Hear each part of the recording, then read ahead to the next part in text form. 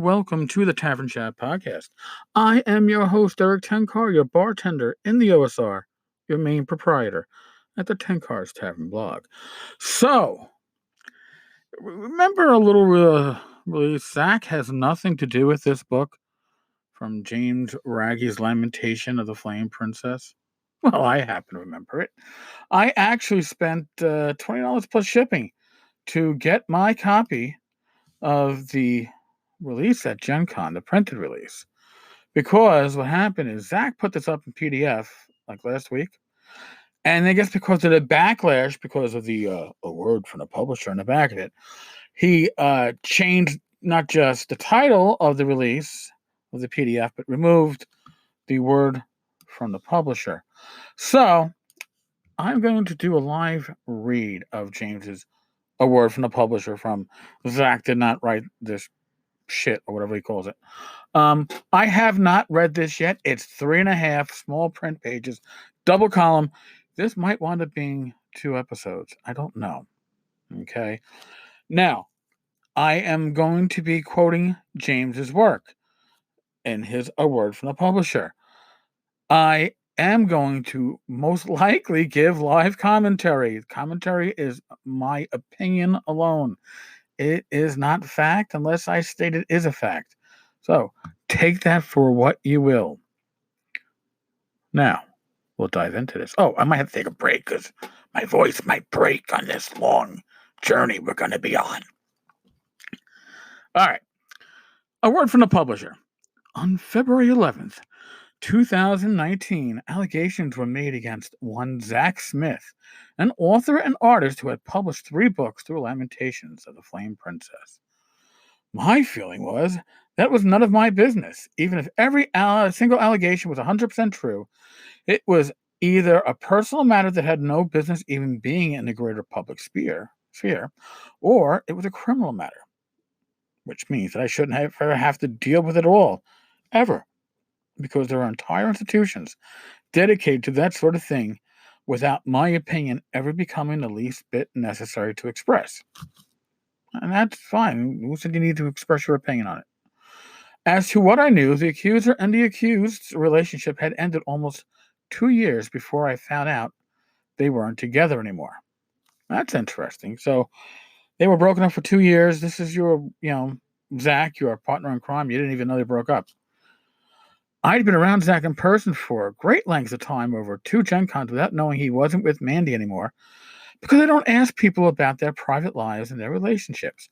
I don't care about that sort of thing. I was so out of the loop that I didn't know whether or not the relationship even existed, let alone whether or not they were having any issues with each other. I didn't know shit. I didn't want to know shit, and frankly, I wish I still didn't know shit. A publisher's job, or any sort of employer, really, should never be to police the personal or legal life of its creators or contractors beyond what is directly involved in the creation and production of its publications. This is some of the stuff that had been shared on other blogs prior. I talked about this. I still think that's bullshit, but whatever. A publisher that acts as a moral guardian or enforcer is laughable and ridiculous, as are all that take on the mantle of moral guardian or moral enforcer. James, you have that opinion because it hurts your money. It hurts your pocket. I understand it. And a publisher that acts as if it is a police officer, a prosecutor, a judge, or a vigilante is simply reprehensible. Attempting to take on these responsibilities is nothing more than a naked attempt to rule over others. Authoritarianism at its most banal.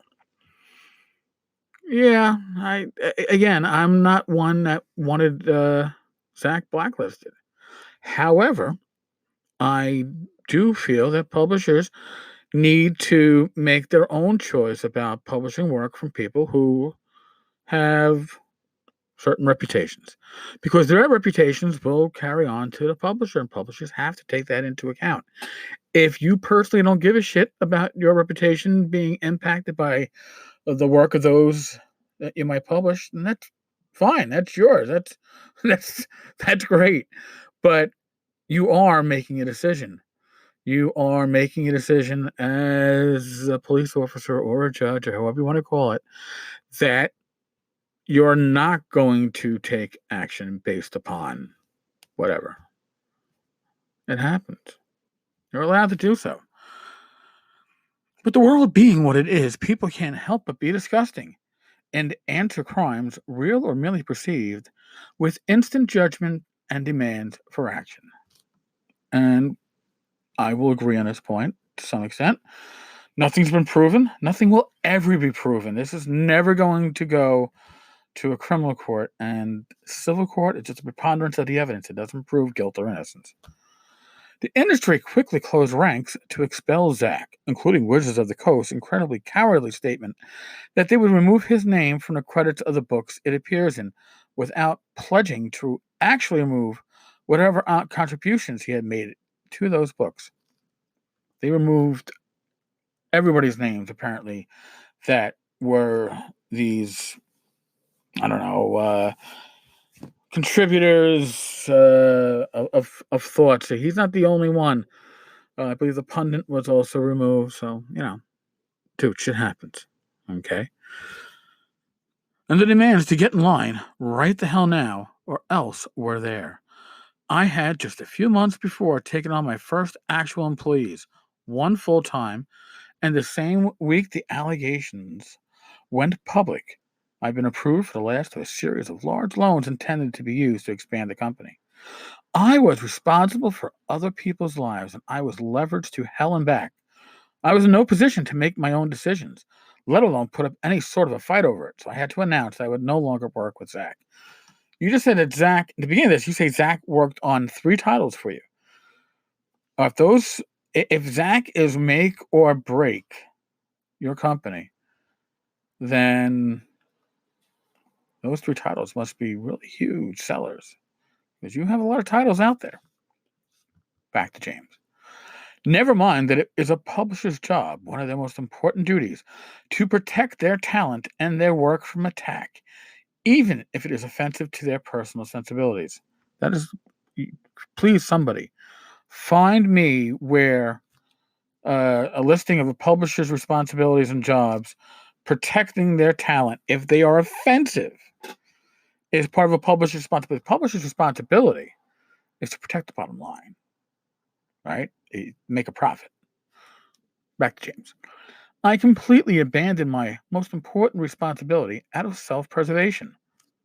That wasn't your most important responsibility.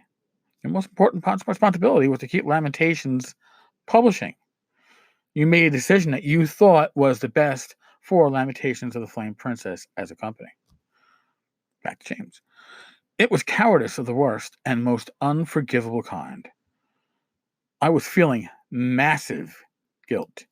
He'd given me his platform. His first book for Lamentations sported the "I hit it with my axe" logo after his web show had been immensely popular, remember?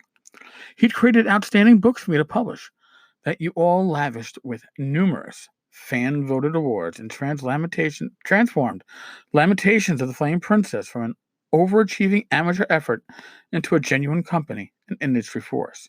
He put me in a position to make an actual adult income for the first time in my life. For the first time ever in my 40 years of life, I was both earning my own way and not sweating about next month's bills. He did that for me. All right, folks, I'm going to take a short break. Let my palate, a little water next to me. I'll be right back. Okay, folks, we are back. I'm already looking at the time frame here, and this is definitely going to be a 2-parter. All right. I apologize, but man, James wrote a lot of shit. All right, back to James. It reminded me of the other person, the person most instrumental in the rise of Lamentations of the Flame Princess, my ex-wife. James's personal life, he didn't know what was going on with Zak. I'm sure I didn't know what was going on in James's personal life. She gave me the space and the time without financial pressure for some years to build a company.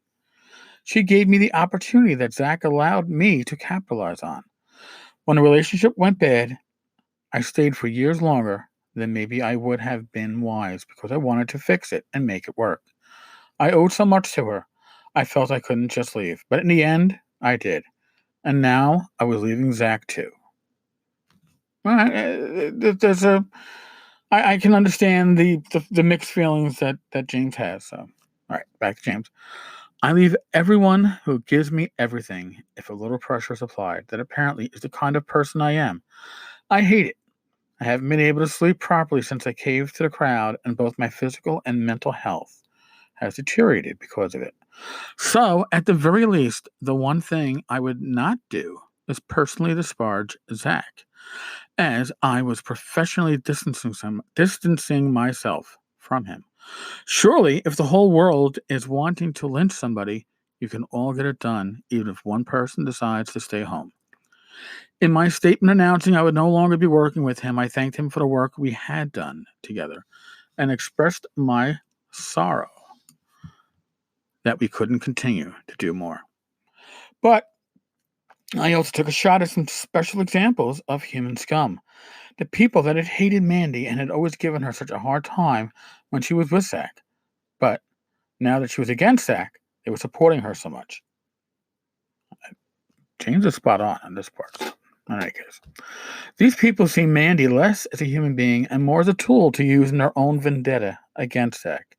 They were overjoyed at the idea that he had hurt her, because their victory, their being seen as right, was so obviously more important than the price paid by someone else, of course. In order for them to be right, it was very important to me to be clear that I was not and am not in common cause with those people. Oh boy, did people not like that. People were already being nasty, demanding a statement right now. But once the statement was given, the people turned into animals. The molten hate came from all over the place, in public and in private. My favorite were the people who had no problem with me privately when I expressed these things, but got nasty when I went public. From people I knew and worked with, from business partners I didn't know quite so well, but that I thought I had a good relationship with, from complete and total strangers that made sure to express their displeasure in the most personal and vicious terms. You know, this is what happens, by the way, with the internet. Okay, this is nothing new. Uh, that people can act from behind a computer screen, and they can be assholes, fucktards, dicks, jackasses, because there's no repercussion. Okay, and it's some nasty ass shit. Okay, back to James. Incredible cruelty rained down from everywhere, not because I'd done anything to anyone, not even because I held the wrong opinion on the allegations. Legal counsel advised me not to express any opinion at all concerning the allegations. That's probably good advice from legal counsel. Back to James. But because I refused to join up with all the right people to performatively hate someone in public, performatively hate someone publicly. The harassment even gave my social media person at the time a breakdown and put her in the hospital. People who behave this way have no moral authority. They are not good people. They deserve no respect, no consideration, no cooperation, only resistance. Yeah, James, this is the anger brigade. Okay, and the anger brigade is not large in number, but they are fucking loud. Okay, and if you don't agree with their stated opinion, their stated assholery, then you are non-person. That's when you get the oh, well, if you're friends with so and so, you can't be friends with me. So let's start. You got to unfriend James. You got to unfriend Zach. You got to unfriend Hobbs. You got to unfriend Tenkar, because that is how this small number of assholes get to control things. Okay, they focus. They focus very well, and too large a group give them authority and influence that they should not have. So, all right, I am going to. damn. I am not even a page and a half into this, and already we are going pretty long for the Tavern Chat. So this is going to be a multi-parter. I do apologize for that. We will continue with this one tomorrow, and maybe again on Saturday. This might be a 3-parter. I don't know. That's just it reads long. Now I have not read this ahead of time. I am reading this for the first time as I am reading this to you. So I am not going to read ahead. I'm not going to pull the blinders off. I am going to be as new to this as you are when you listen to me read and comment. Okay? So, on that note, folks, thank you so much. Thank you for listening. Spread the word. Tavern Chat's doing very well, but it can always do better. And be safe, be well, God bless. Roll those dice. And I will talk with you all tomorrow. Later, folks.